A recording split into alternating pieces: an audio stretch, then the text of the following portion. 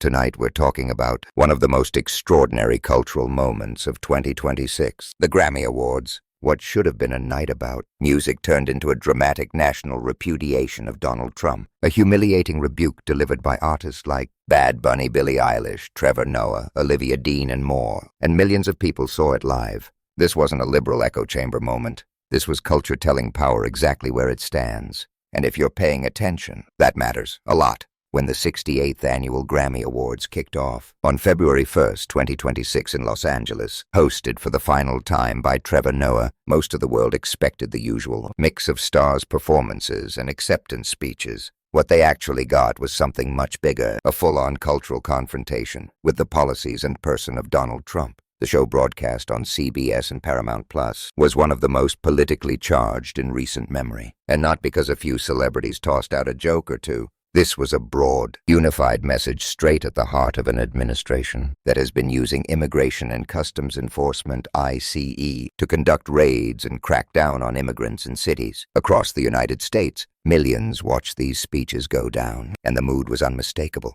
Trump's politics were on trial before the biggest musical audience of the year. Let's start with the host, Trevor Noah. If you know Trevor from The Daily Show or the last several Grammy Awards, you know he's never been afraid to mix comedy with truth-telling. And this night was no different.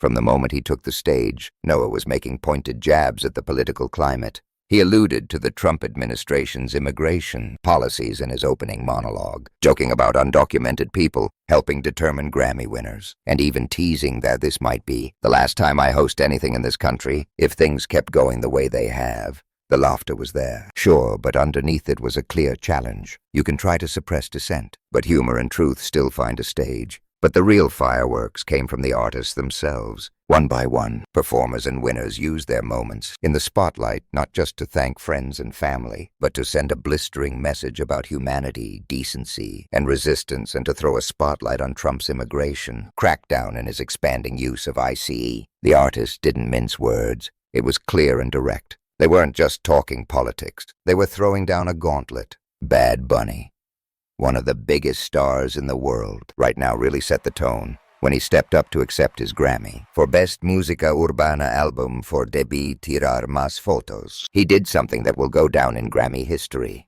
Before even thanking God or his team, he said simply, "ICE out." That one line sent shockwaves through the audience and across social media. Then he continued in Spanish and English, stating with fierce pride, "We're not savage. We're not animals. We're not aliens. We are humans and we are Americans." He called out hate as something that only breeds more hate and insisted strongly that the fight must be rooted in love. Millions heard it live. Millions shared it after. And what he said was a direct rebuke of the administration's attempts to dehumanize immigrants, a tactic Trump and his allies have used over and over to justify draconian policies. That wasn't all. Later on, Bad Bunny went on to win Album of the Year, the biggest award of the night, making him the first Spanish-language artist in Grammy history to do so. And once again, he used that platform to channel the fury of people across the country who are tired of cruelty, being dressed up as law and order. He dedicated his time on stage to all the people who had to leave their homeland, to follow their dreams. It was beautiful and defiant, and undeniably political.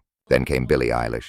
Billie has never shied away from speaking her mind, but what she did at the 2026 Grammys was something rare. When she accepted Song of the Year for Wildflower, she spoke directly to the moment Americans are living in. She said no one is illegal on stolen land, a line that stopped the show and lit up social feeds around the world. With her brother and collaborator Phineas by her side, she didn't just say it, she meant it. Billie went on to say that the world feels uncertain and scary, that people need to keep fighting and speaking up, and that voices matter. And then, yes, she said what many were thinking. F-ICE. That wasn't euphemistic. That was not a generic call for unity. That was a direct challenge to the machinery of an administration that has used immigration enforcement as a weapon. Billie's words weren't random. She's been outspoken all year about the ICE raids, especially those in Minneapolis, that ended in the deaths of Renee Good and Alex Preddy, incidents that sparked nationwide outrage and protests. She's even called ICE a terrorist group on social media and used other award stages to condemn Trump's policies in the weeks leading up to the Grammys.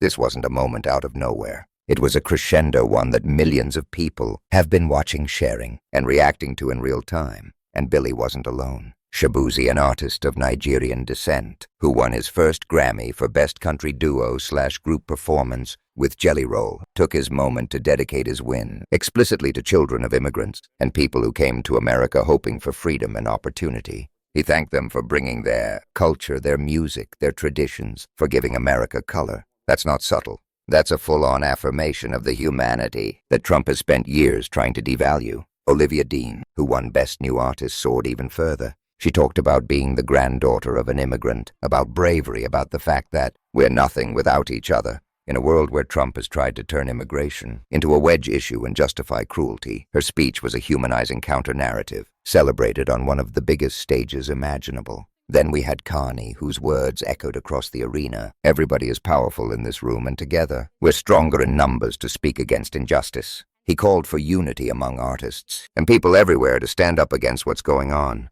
That's not a pop star talking about fashion or dance moves. That's culture speaking truth to power. Even on the red carpet, the political energy was unmistakable. Artists and attendees wore ice out, pins, and spoke about Minneapolis observers who bring whistles to warn their communities when ICE agents are near. Some even honored those activists for standing up in freezing temperatures to protect human beings, something that made headlines and resonated far beyond Los Angeles. So why does any of this matter? Because politics isn't separate from culture. Politics is downstream of culture, and culture dictates the national mood. The fact that a night celebrating music became a night of vocal resistance to Trump's immigration policies, and that millions of people saw it live is not accidental. It's not random. It's part of a broader shift where more and more Americans are rejecting attempts to dehumanize people in the name of political gain, and they're seeing their heroes on stage. Say that out loud. It's a moment that resonates not just in Hollywood, but in every community, where families and futures are on the line. And let's be very clear about this. Trump is not going to look at these speeches and shrug them off as just entertainment. The man craves validation from exactly the kinds of elites who have just turned their backs on his worldview. He has spent a lifetime begging for acceptance from high society, from celebrity clubs, from power circles that never actually wanted him. He sneers at them in public, but it's rooted in jealousy, not contempt. And nights like this, where globally renowned artists openly reject his policies, cut deep, Trump will undoubtedly lash out. He'll call these artists deranged anti-Trumpers with Trump derangement syndrome. He'll try to paint the Grammy voters as out of touch with real America. But the truth is out there. You saw it. These weren't small digs or throwaway jokes. These were clear, direct, repeated condemnations of policies that have caused real suffering, and millions of people heard them. So here's the bottom line. This night at the Grammys wasn't just another awards show. It was a humiliation for Trump's political project, broadcast into living rooms across the country and the world. Artists don't have to take political stands, but when they do, when they use their platforms to uplift humanity and call out injustice, it changes the conversation. It gives millions permission to speak up themselves, and that matters more than any trophy.